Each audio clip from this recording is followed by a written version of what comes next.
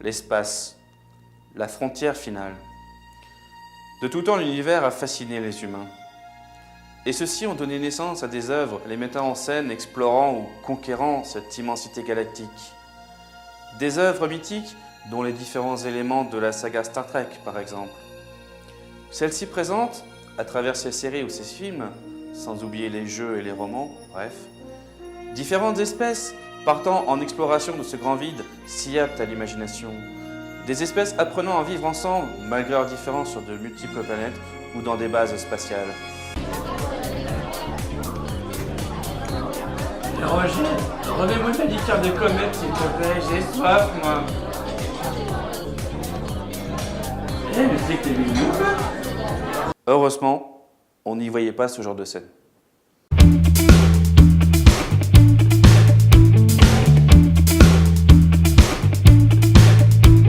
Bonjour à toutes et à tous et bienvenue à cette première émission d'Happy Birth Geek. Et aujourd'hui, on attaque avec du très très lourd la saga Star Trek et plus particulièrement l'une de ses séries, Star Trek The Next Generation, qui fête en cette année 2017 ses 30 ans. Et là, je pense que certains d'entre vous commencent à se dire « Ouais, en fait, cette série, je la connais pas tant que ça ». C'est bien là une partie du problème, mais on va essayer d'y remédier. La plupart des gens, quand on leur parle de Star Trek, ils vont penser à l'Enterprise, ils vont penser au Capitaine Kirk, ils vont penser à Spock avec son salut, Spock avec ses oreilles pointues, et c'est à peu près tout en fait. Et c'est bien dommage, parce que Star Trek c'est très loin de n'être que ça. En effet, la saga Star Trek, depuis son lancement dans les années 60, c'est 6 séries live, 13 films, et je ne parle pas des centaines de BD, romans et fanfictions. En France, la série d'origine, celle des années 60, a été diffusée partiellement sur TF1 dans les années 80, seulement 13 épisodes de la saison 3. En gros, c'est pas BZF comme dirait...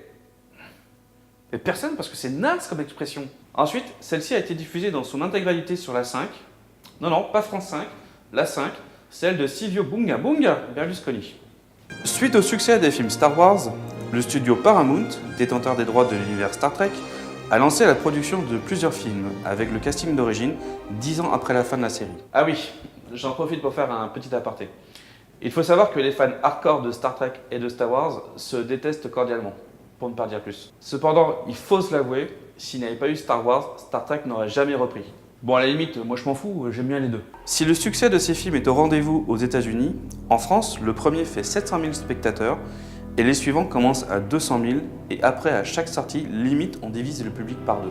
Fort du succès de ces films, la Paramount décide de relancer une nouvelle série télé. Celle-ci se fera cependant avec un nouveau casting, l'ancien se faisant un peu vieillissant. Enfin, ils voulaient surtout voir si l'herbe spatiale était un peu plus verte ailleurs ou d'une autre couleur. Ce sera Star Trek The Next Generation, dont les événements se passent une centaine d'années après ceux de la série d'origine. La série arrive sur les écrans américains le 27 septembre 1987 et durera 7 saisons, soit 178 épisodes, et lancera une vague de 4 séries Star Trek qui permettront à la franchise de rester sur les écrans pendant 18 ans sans interruption. Pour son premier épisode, la série attire 27 millions de spectateurs, c'est dire à quel point la franchise est très populaire. Je ne reviendrai pas sur le casting en entier, mais sur quelques personnages emblématiques. Le fauteuil de commandant revient à l'acteur Patrick Stewart, qui se fera plus connaître chez nous ensuite en interprétant le professeur Xavier des X-Men. À croire qu'il est né pour jouer dans un fauteuil. Il interprète le commandant Jean-Luc Picard, d'origine française. Bon, après, il faut voir les méga clichés qu'ils ont ressortis sur nous. Sachant que dans l'univers Star Trek, le français a disparu au profit de l'anglais. Du coup, bizarrement, Picard a plus des habitudes de gentleman anglais qu'autre chose. L'android Data, chef des opérations, joué par Brent Spiner. A noter que Data a la particularité, pratiquement 20 ans avant le lancement par Google, qui n'existait même pas quand la série était produite, d'avoir le premier téléphone sous Android. Et enfin, Wesley Crusher, fils de la médecin de bord Beverly Crusher. Car là, oui, les membres de l'équipage vivent avec leur famille dans le vaisseau, contrairement à la première série. Ce personnage est joué par Will Wheaton. Oui, le fameux Will Wheaton, celui qui apparaît dans la série The Big Bang Theory. Et c'est bien ce personnage dont était fan Sheldon. Car Wesley, c'est un peu le personnage que tout le monde adore détester. Un petit génie qui s'ennuie. Du coup, on comprend pourquoi Sheldon l'aimait bien. Cerise sur le gâteau, l'actrice Whoopi Goldberg qui apparaît régulièrement dans le rôle de Guinan, la barwoman du vaisseau, et ce, à la demande même de l'actrice qui a insisté pour avoir un rôle dans la série, pour rendre hommage à l'actrice Nichelle Nichols, interprétant le personnage d'Uhura dans la série originale.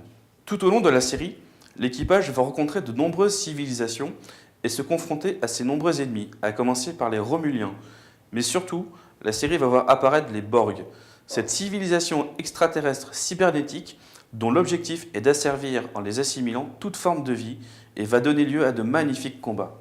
Et si un jour vous avez entendu la phrase « Resistance is futile », ça vient de là. En termes de réalisation et de mise en scène, il faut reconnaître que tout ce qui apparaît à l'écran, les décors, les costumes, voire même le look des personnages, semble même à l'époque un peu dépassé, voire très kitsch. Et je ne parle même pas des effets spéciaux qui, si on les voit aujourd'hui, sont très vieillissants. Mais il faut se remettre dans le contexte de l'époque.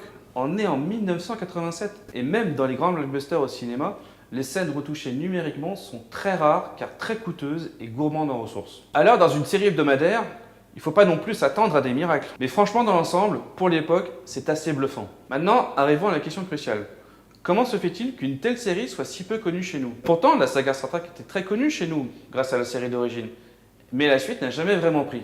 Du coup, je pense qu'il faut regarder du côté du système de diffusion pour comprendre pourquoi la série n'a pas vraiment prise. Déjà, c'est une série de science-fiction, donc hors de question de passer ça sur une chaîne hertzienne, parce que la ménagère de 50 ans, elle n'aime pas la science-fiction. Du coup, la série a été diffusée sur le câble et le satellite, notamment la chaîne Canal Jimmy, ce qui impliquait pour le spectateur un abonnement relativement coûteux pour l'époque dans les années 90. C'est limite si on savait qu'une nouvelle série Star Trek existait. Il a fallu attendre une édition DVD pour découvrir la série dans de bonnes conditions, ainsi que les autres d'ailleurs, Deep Space Nine, Voyager, Enterprise, et passer à côté de bonnes séries de science-fiction qui se passent dans l'espace, ce serait quand même vraiment dommage. Bon ok, tout regarder ça demande beaucoup de temps, mais franchement, ça vaut vraiment le coup. Pour conclure, la saga Star Trek est toujours active. Je pense surtout aux 3 films sortis récemment, remis au goût du jour par J.J. Abrams. Oui, le même J.J. Abrams qui a fait Star Wars 7 juste après. Et aussi à la nouvelle série Star Trek Discovery, diffusée sur Netflix. Néanmoins, si vous ne la connaissez pas, je vous conseille de remonter un petit peu dans le temps et de découvrir Star Trek The Next Generation. C'est un excellent point de départ. En tout cas, je lui souhaite un très bon Happy Birthday Geek, c'est la moindre des choses pour ce monument. A très bientôt pour de nouvelles vidéos.